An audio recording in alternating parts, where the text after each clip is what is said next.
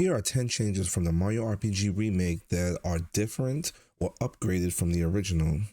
Some of these facts you may have seen, or some of these things you may not have even noticed. Some of these may not be facts at all, but let's dig into it. Hey YouTube. So in this video, I talked about 10 new things about Super Mario RPG before its release. By now, the game's been out for about 6 or 7 months now. I actually completed it about a month ago. And I went to take a step back to see if I was right. You know, the game's been out for a while. You guys have had time to play it. You know, some people knocked it out within the first week. You know, I bought it day one, but it took me a few months to complete it. And I streamed the entire thing live. So if you want to see that gameplay, just let me know. I'll compile it just for you guys. So I want to come back to this video. 10 new things about Super Mario RPG. Was I right? Let's take a look at it. Now the first one is rendered cutscenes. You can see at the beginning of the trailer that there are now rendered cutscenes. Before, there were cutscenes before in the original Super Mario RPG, but they were just static images. They didn't change the camera, nothing else really happened. But now you can see in this one that the camera moves around, there's more dynamic changes and movements. The second one. Alright, so before I move into the second one, yes, I was right. There were rendered cutscenes, they looked amazing. Like I said, they were static. You know, it was a static camera, things would happen in the scene, but with this, they actually went the extra mile. They did full camera, dynamic cameras. They did so many things to make the story pop.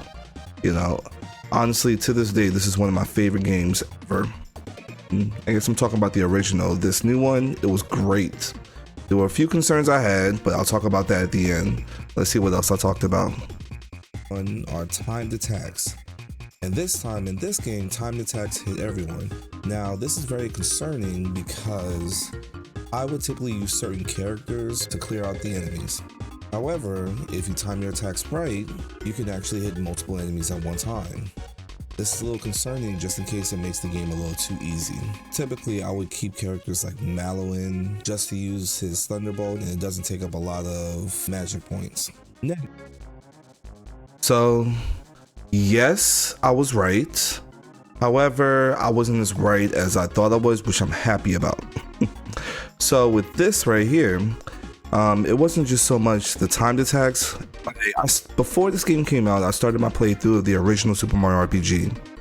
And they had timed attacks, of course, but one thing I noticed, there was a special like sweet spot on the time where you get the most damage, and they emphasized that in this game. There was a special sweet spot where you did the most damage, and it did like collateral damage where it hit like everyone on the screen, and not just the one person. Yes, once you mastered it, it made the game that much easier, but those sweet spots weren't always easy to hit. Like, it was easy to hit the timed attacks where you get the second attack, but it wasn't always easy to hit the collateral attack. That's why I'm gonna call it the collateral attack. All right, let's see what the next thing is. Man, I have so many games and I don't even know what to play. Now, as a kid, I always wanted to have a lot of games myself. Well, this is your opportunity. For a very low price, you can join Humble Bundle. Humble Bundle has thousands of games that you guys can play, you guys can buy, and it's for cheap. And what's great about Humble Bundle is that they have bundles. You know, that's where the name comes from, Humble Bundle. Check out all their bundles. Currently, these are the bundles that they have at the time, but there are new bundles every week ranging from games to books, even to software. Some of the software that I use to make this video. If you are interested in owning a lot of games for a very low price, please check out Humble Bundle. And I haven't even given away the best part. The best part is that you guys can support charities of your choosing. By going to Humble Bundle, you can adjust how you would like to donate, and you can even see, you know, what the publishers get, what charities get, and what other places get. So it's not just you getting a whole bunch of games, you're actually buying the games and supporting charities at the exact same time. I see it as a win-win situation. At the same time, outside of the bundles, you can even buy games through Humble Bundle. All of these are through PC. I'll be honest, initially when I first got Humble Bundle, it was a special Nintendo bundle that I haven't seen in years. There's all types of games for markdown prices that you can add to your Steam collection.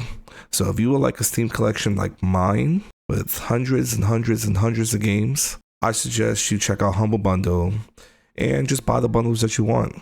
One special thing that I have done with Humble Bundle is that I give away free games during my streams, because sometimes you may miss a game and the game may come twice. You know, it may come on a later bundle. Let's say you buy that bundle, guess what? You now have a code to give away to your closest friends. Me, I choose to give away to you guys, the viewers. Check the link in my description for an affiliate link to Humble Bundle and get the saving.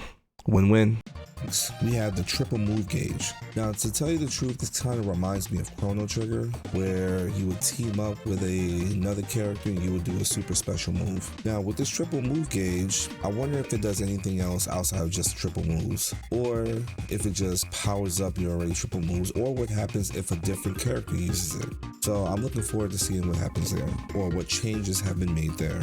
Next. Yes. And I'm happy they did more with it. The triple move gauge did power you up over time. Yes, depending on the characters you use, it had different effects. As you can see here with my fight with Kulex, when you used Mario, Princess, and Gino, it made a special veil which protected you for one attack. Whereas the triple gauge you just saw right here, it was Mario, Gino, and Mallow. It was an attack. It was like a stronger attack. Honestly, I didn't use it very often. I built up the gauge.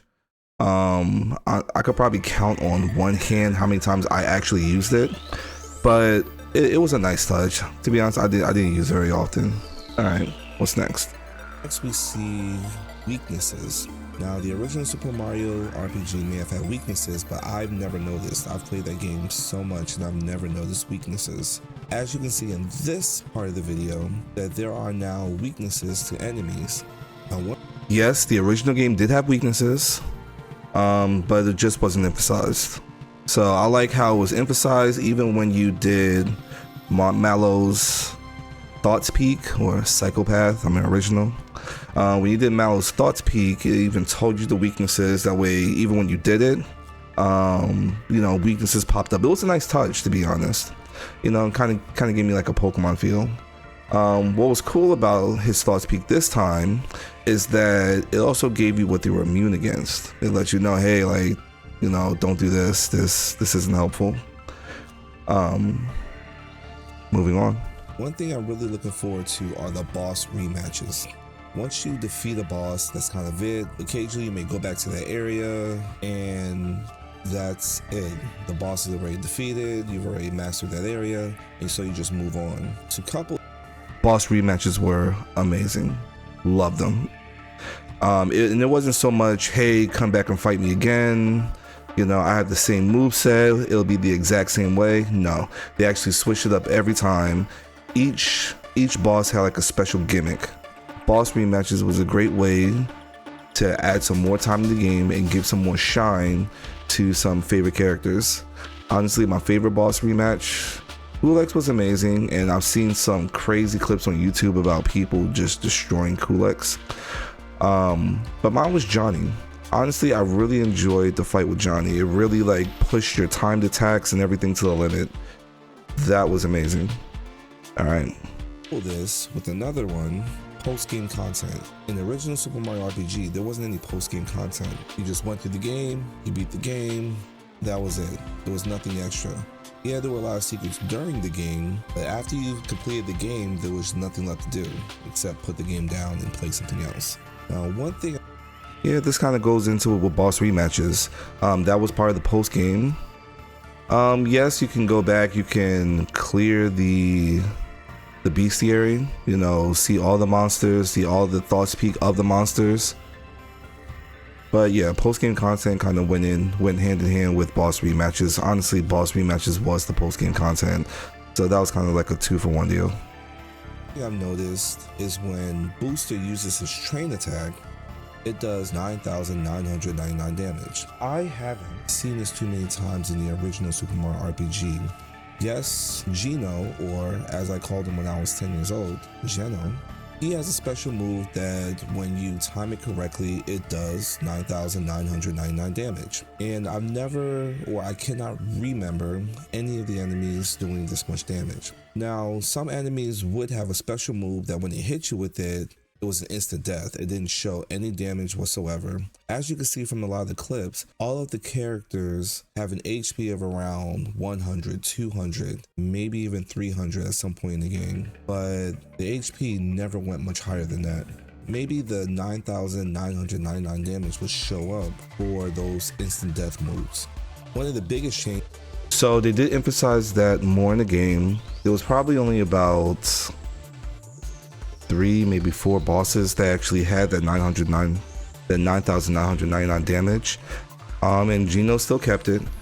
And honestly, those bosses had like a special attack where they kind of gave you a heads up on it. Like those attacks were avoidable. As you hear, I said avoidable, not blockable.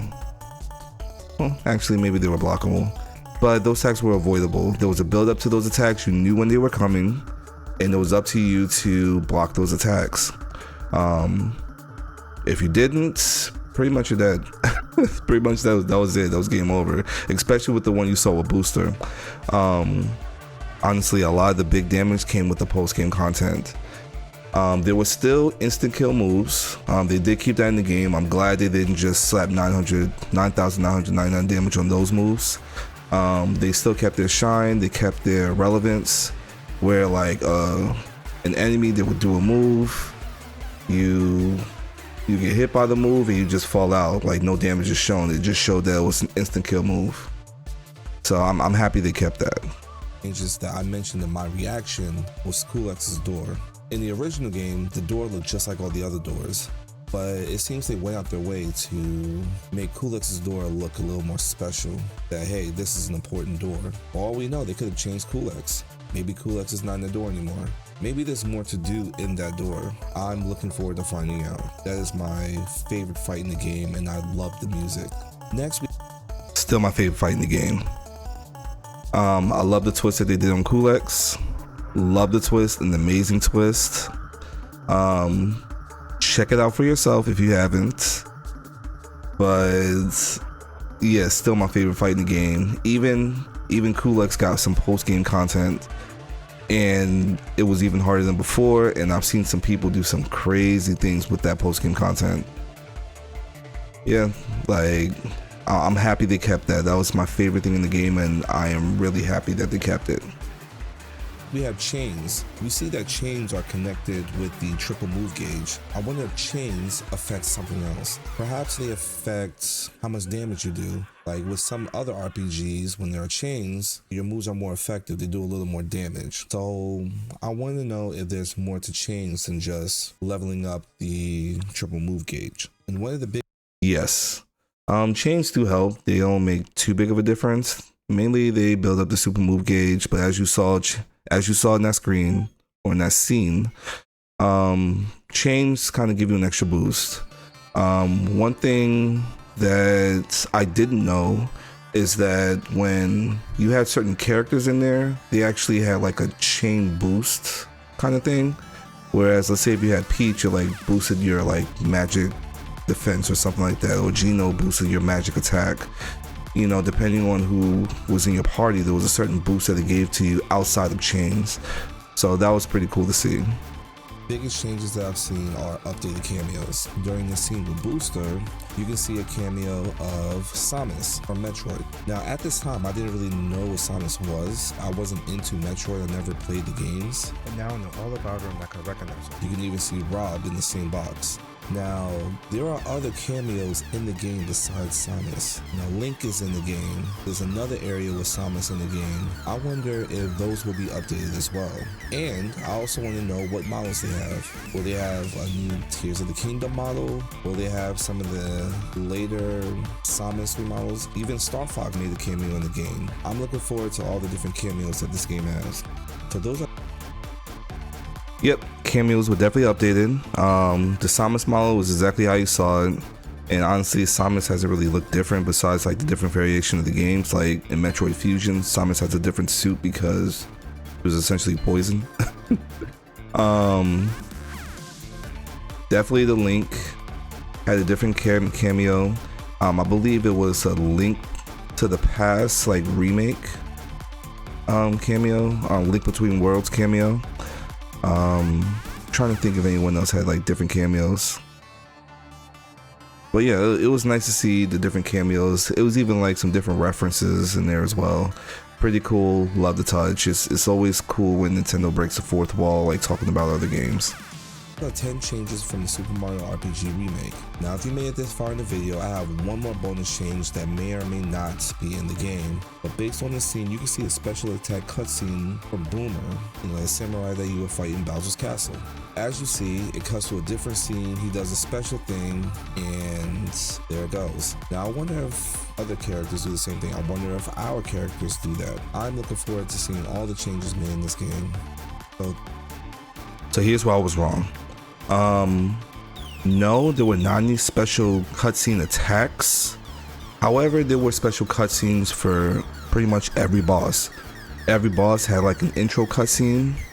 It was pretty cool to see. What you saw with Boomer, that was his intro cutscene. It would have been cool if the attacks had like a special cutscene, especially when it was their like #1 attack. However, I mean, yes, I was wrong about the special attack cutscenes, but every attack got updated.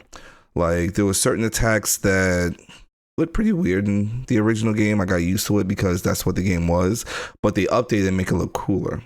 Definitely they changed the name of some attacks. Some attacks look very different. So that was all of them. That was all the things that I talked about. There is one major thing that was very concerning for me, and honestly I'm happy I was wrong about it. The music. The music was amazing in this game. Even in the overworld has this very calming music. If you've ever played Kingdom Hearts, when you're building the gummy ship, there's like a very soothing music. It sounded just like that. Honestly, I can't think of a single spot in the game where the music was just concerning. Going into the game, I was worried about the music because I love the music in this game so much. The music was amazing in this game. Like everything about this game was spectacular. It was a great touch from the original, and I really loved the game. Like I pretty much completed it for the most part. There's certain things that I didn't do. Like one thing was I didn't even know this was in the original game, where you had to do 100 jumps with Mario's special attack. Couldn't do that, and I've seen some people utilize that on boss fights. Crazy, but there's some amazing gamers out there. And I guess like getting all the items, maybe there's other things. It's hard to tell, especially when Nintendo games don't have like completion systems. But outside of that, like the game was amazing, and like I really enjoyed it. Would I go back to play it? No, I don't have time like I did when I was a kid. But this was an amazing game. And going back to the video, this was my best performing video, or is my best performing video on my channel. And I thank you guys for watching it. And I thank you guys for watching this video. I'm putting out a lot of different things. Recently, I just put out my second VR video. Please check it out. Sometimes I will watch my videos and I'm just like, okay, I'm bored. If I'm bored, you guys are bored. So, I've been trying to get input from other people just to make sure my videos are well.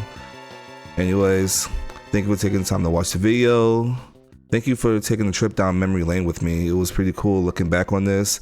I'm happy at the success of this video. It's even crazy that this video has ads on it, even though at this time I'm not even monetizing my channel. So YouTube's making a lot of money just off this video. One day. Anyways, I'll catch you guys later. Deuces.